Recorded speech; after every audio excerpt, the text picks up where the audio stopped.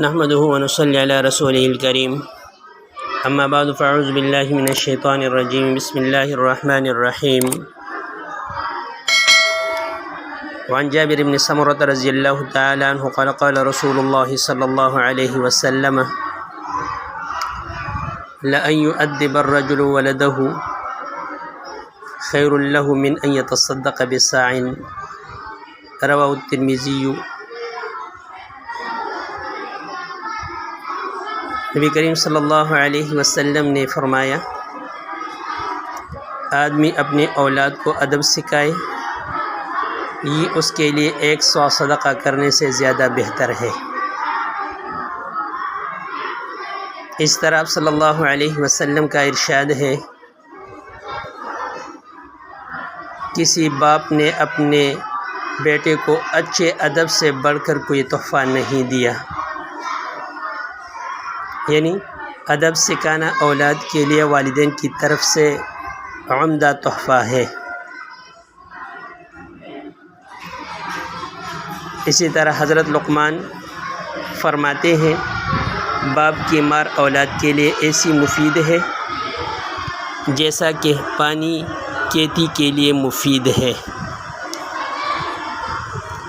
حضرت عمر رضی اللہ عنہ سے روایت ہے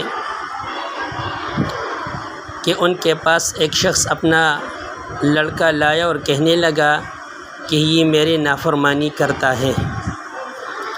حضرت عمر رضی اللہ تعالی عنہ نے اس لڑکے سے مخاطب ہو کر فرمایا کہ کیا تجھے اللہ کا خوف نہیں کہ تو اپنے والد کی حق تلفی کرتا ہے؟ لڑکا کہنے لگا، امیر المومنین، کیا لڑکے کا بھی اپنے باپ پر کوئی حق ہے؟ حضرت عمر رضی اللہ عنہ نے فرمایا، کیوں نہیں، اس کا حق ہے کہ اس کا اچھا نام رکھے، قرآن پاک کی تعلیم دلائے، یعنی اسلامی تعلیمات کے ذریعے اچھی تربیت کرے۔ لڑکا کہنے لگا کہ میرے باپ نے میرا نام جعل یعنی گندگی کا کیڑا تجویز کیا ہے، اور کتاب اللہ کی ایک آیت مجھے نہیں سکھائی۔ حضرت عمر رضی اللہ عنہ نے باپ کی طرف متوجہ ہو کر فرمانے لگے، تو کہتا ہے کہ بیٹے نے تیری حق تلفی کی ہے، تو نے خود اس کے حقوق ضائع کی ہے، بس اٹھ جاؤ یہاں سے۔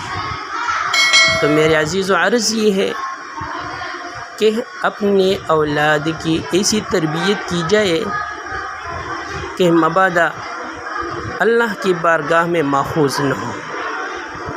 وآخر دعوانا ان الحمد للہ رب العالمین۔